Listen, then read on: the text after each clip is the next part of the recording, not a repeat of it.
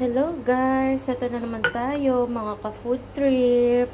Ito, so, nagtimpla ako ng coffee. By the way guys, ang iniinom kong coffee is this one.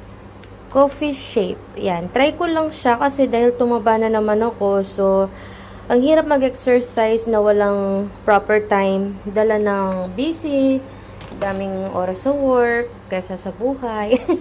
Ganap sa buhay, ayan. And then, yan. Galing ako sa duty kasi break time ko. Before ako mag-break time, nakabili ako ng noodles. Yan. Ito, may instant goreng, pansit canton. Masarap naman siya, guys. Oo. Medyo may konting spicy, not totally spicy. Ganun siya. Pero masarap siya, promise.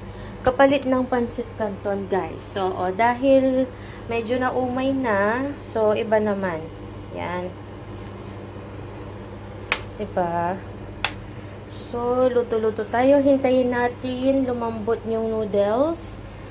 So, wait lang guys. Kasi kailangan ko ng may sobra pang kanin dito guys. By the way, may laruan ako dito guys. Yan, pampalipas ng inep. And then, wait lang. Gawin muna natin to guys. Ito na nga guys. So, nalagay ko na dito yung mga sangkap niya.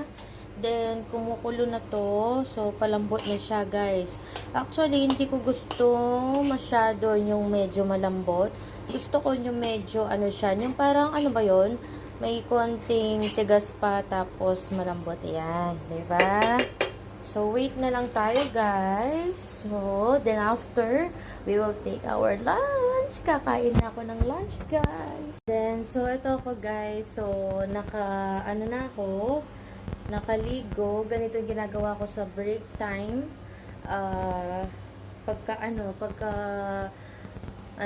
Break time, may time na maliligo ako or minsan itutulog ko siya, guys. Kasi sayang din naman. Ano pa pang gagawin ko, diba?